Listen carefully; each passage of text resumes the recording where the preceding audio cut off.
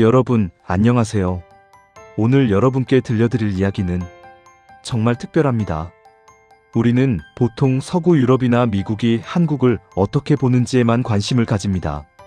하지만 지금 이 순간 14억 인구의 중국은 한국을 어떤 눈으로 바라보고 있을까요?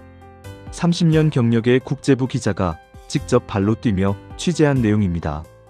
중국 언론, 학계, 청년층, 정책연구소가 분석한 한국의 모습. 그 속에는 경계, 분석, 그리고 놀랍게도 은근한 인정이 담겨 있습니다. 오늘 이 영상 하나로 여러분은 중국이 한국을 바라보는 가장 깊고 진실한 시선을 만나게 될 것입니다. 자, 그럼 7위부터 시작하겠습니다. 준비되셨나요? 7위. 중국이 한국을 부르는 특별한 이름, 우리의 거울. 중국의 한 유명 연구자가 한국을 이렇게 표현했습니다. 한국은 중국의 거울이다. 우리가 가려는 길의 장점과 단점이 동시에 비친다. 무슨 뜻일까요? 중국은 한국을 단순히 이웃나라로 보지 않습니다. 한국은 중국에게 일종의 테스트베드입니다. 중국이 10년 후 도달하려는 모습이 한국에 이미 펼쳐져 있기 때문입니다. 고령화 사회는 어떻게 대응하는가? 선진 의료 시스템은 어떻게 구축하는가? IT 기술은 시민의 삶을 어떻게 바꾸는가? 중국 정책 연구소들은 한국의 변화를 실시간으로 분석합니다. 성공한 것은 배우고 실패한 것은 피하기 위해서입니다. 여러분, 이것이 무엇을 의미하는지 아십니까? 중국은 한국을 무시할 수 없는 선배로 보고 있다는 뜻입니다. 땅은 작아도 경험은 먼저 축적한 나라. 그래서 중국은 한국을 늘 관찰해야 할 대상으로 인식합니다. 작은 나라라고 얕보지 않습니다. 오히려 가장 가까이에서 배울 수 있는 살아있는 교과서로 봅니다. 6위. 중국 청년들이 열광하는 빠른 도시, 한국. 중국 정부와 학자들의 시각은 냉정합니다. 하지만 중국의 젊은 세대는 완전히 다릅니다. 중국 청년들은 한국을 이렇게 말합니다. 내가 10년 후 살고 싶은 모습. 중국의 목표를 이미 넘어선 나라. 트렌드의 시작점. 중국 최대 SNS 웨이보와 샤오홍슈에는 지금 이 순간에도 한국 관련 콘텐츠가 넘쳐납니다. 한국식 공부법, 한국식 자취 라이프, 한국 IT 제품 리뷰, 한국 도시, 브이로그, 한국 뷰티와 의료 시스템. 팬데믹 이후 이런 콘텐츠가 폭발적으로 증가했습니다. 왜일까요? 중국 청년들은 한국을 나도 저렇게 살 수 있다는 현실적인 롤모델로 봅니다. 미국이나 유럽은 너무 멉니다. 문화도 다릅니다. 하지만 한국은 같은 아시아이면서도 이미 선진국 반열에 올라 있습니다. 가깝지만 앞서 있는 나라. 이것이 중국 청년들이 한국에 열광하는 이유입니다. 재미있는 사실 하나. 중국 정부는 이 현상을 매우 곤란해합니다. 자국민들이 다른 나라를 롤모델로 삼는 것을 좋아할 리 없으니까요. 하지만 막을 수 없습니다. 한국의 매력은 이미 중국 청년들의 마음속 깊이 자리 잡았습니다. 5위. 중국이 가장 놀라는 한국의 능력, 적응력. 중국은 속도의 나라입니다. 고속철도, 오지통신, 도시개발. 모든 것이 빠릅니다. 그런데 중국 전문가들은 말합니다. 한국의 속도는 다르다. 무엇이 다를까요? 중국은 국가의 속도가 빠릅니다. 정부가 결정하면 수십억 달러가 움직이고 거대한 프로젝트가 진행됩니다. 반면 한국은 국민의 속도가 빠릅니다. 위기가 오면 국민들이 빠르게 반응합니다. 산업이 바뀌면 기업들이 순식간에 전략을 바꿉니다. 기술이 바뀌면 국민들이 바로 배웁니다. 중국 칭화대학교 교수는 이렇게 말했습니다. 한국인은 시대를 배우는데 주저함이 없다. 여러분, 1997년 IMF 외환위기를 기억하시나요? 한국은 그때 무너질 수도 있었습니다. 하지만 국민들이 금모으기 운동에 참여했고, 기업들은 구조조정을 단행했고, 정부는 과감한 개혁을 실행했습니다. 불과 3년 만에 위기를 극복했습니다. 2008년 글로벌 금융위기 때도 마찬가지였습니다. 2020년 팬데믹 때도 한국은 빠르게 대응했습니다. 중국은 이 적응력을 가장 경계합니다. 왜냐하면 적응력이 강한 나라는 어떤 위기에서도 다시 일어서기 때문입니다. 중국이 한국을 절대 무시할 수 없는 이유가 바로 여기에 있습니다. 4위. 중국이 인정하는 한국 기술의 비밀, 실용화의 마법. 한국은 중국보다 인구가 25배 작습니다. 그런데 놀라운 사실이 있습니다. 반도체, 디스플레이, 배터리, 조선, 자동차. 여러 분야에서 한국은 세계 1위에서 2위를 다투고 있습니다. 어떻게 이런 일이 가능할까요? 중국 기술 전문 매체들은 이렇게 분석합니다. 한국은 기술이 강한 것이 아니라 기술을 실용화하는 능력이 강하다. 무슨 뜻일까요? 중국은 기술 논문을 세계에서 가장 많이 발표합니다. 연구소도 많고 연구원도 많습니다. 하지만 그 기술을 상용화해서 세계 1등 제품으로 만드는 데는 시간이 걸립니다. 반면 한국은 어떻습니까? 새로운 기술이 등장하면 바로 공장 설계를 시작합니다. 산업 구조를 재조정하고 공급망을 다시 짭니다. 6개월, 1년 안에 제품이 나옵니다. 그리고 그 제품이 세계 시장을 장악합니다.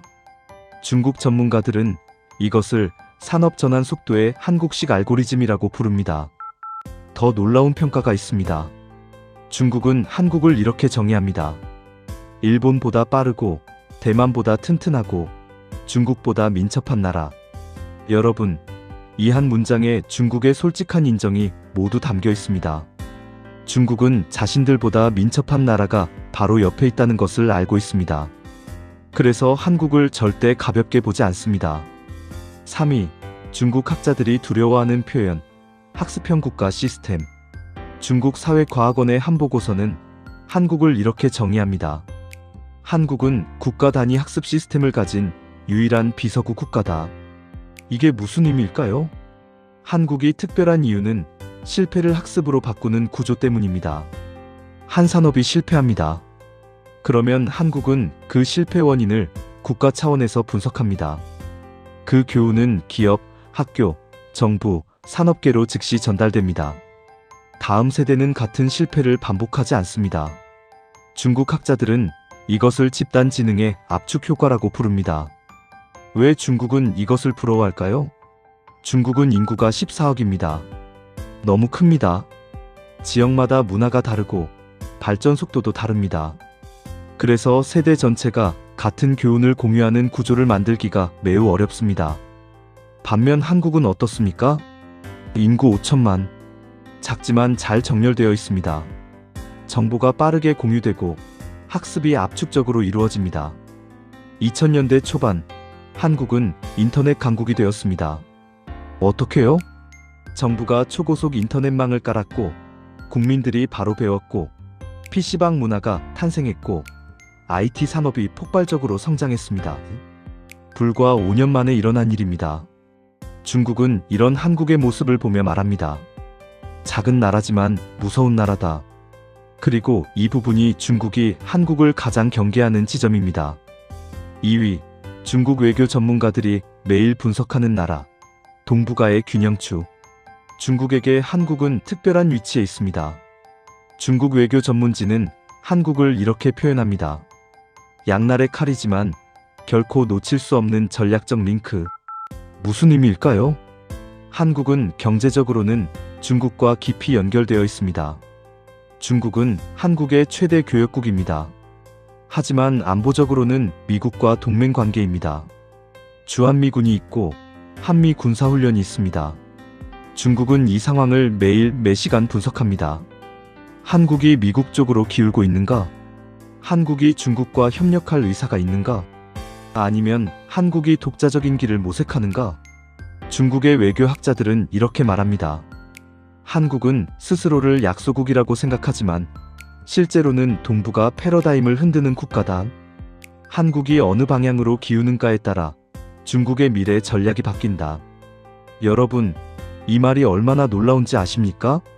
중국이 한국을 단순한 작은 나라로 보지 않는다는 뜻입니다. 한국의 선택이 중국의 전략을 바꿀 수 있다는 것을 인정하는 것입니다. 사드 배치 문제를 기억하시나요? 중국이 얼마나 강하게 반발했습니까?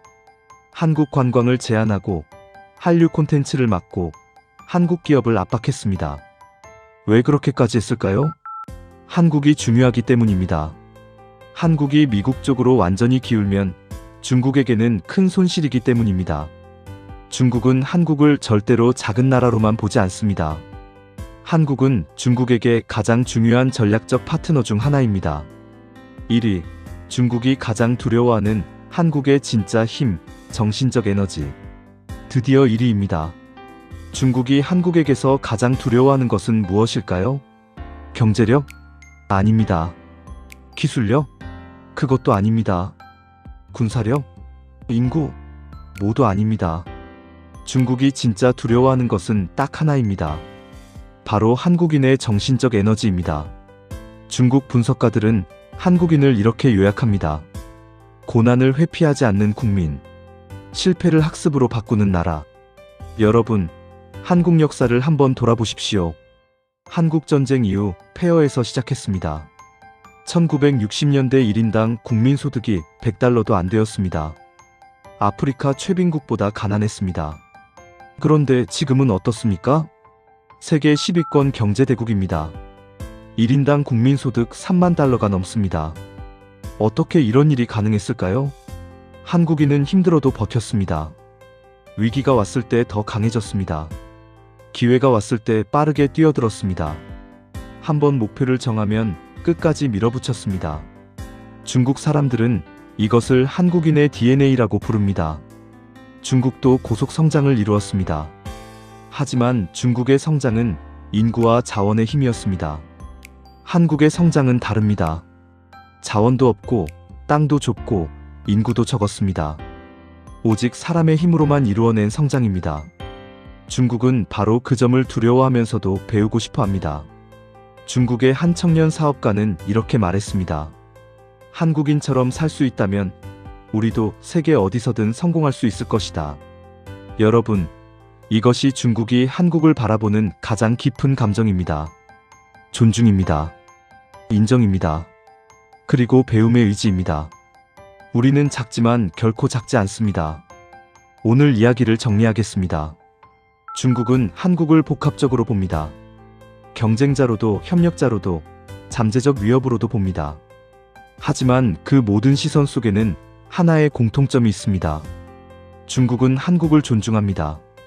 중국은 인정합니다. 한국은 작지만 절대 작지 않은 나라다. 한국인은 위기 속에서 강해지는 특별한 민족이다. 여러분, 우리는 가끔 우리 자신을 작은 나라라고 생각합니다. 강대국 사이에 낀 약소국이라고 생각합니다. 하지만 세계는 우리를 그렇게 보지 않습니다. 특히 중국은 우리를 매우 특별한 눈으로 바라보고 있습니다. 우리의 속도, 우리의 적응력, 우리의 기술, 우리의 학습 능력, 우리의 전략적 위치, 그리고 무엇보다 우리의 정신적 에너지를 보고 있습니다. 중국은 지금도 한국을 유심히 관찰합니다. 왜냐하면 한국은 아시아에서 가장 빠르게 미래를 개척하는 나라 중 하나이기 때문입니다. 이 영상을 보고 계신 여러분, 우리는 작지만 강합니다. 우리는 적지만 빠릅니다. 우리는 약해 보이지만 결코 무너지지 않습니다. 이것이 중국이 바라보는 대한민국의 진짜 모습입니다. 영상이 도움이 되셨다면 구독과 좋아요 부탁드립니다. 여러분의 응원이 더 좋은 콘텐츠를 만드는 힘이 됩니다. 다음 영상에서 더 놀라운 이야기로 찾아뵙겠습니다. 감사합니다. 여러분의 해안을 응원합니다.